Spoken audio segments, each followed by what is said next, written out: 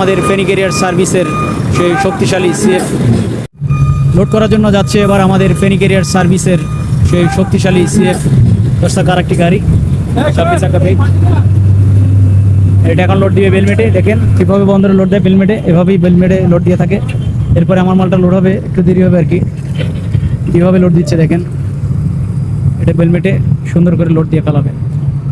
Feni career service গাড়িটি পয়েন্টে লেগে গেছে, এখন বেলমেটে আস্তে ধীরে এসে লোড দিয়ে ফেলাবে।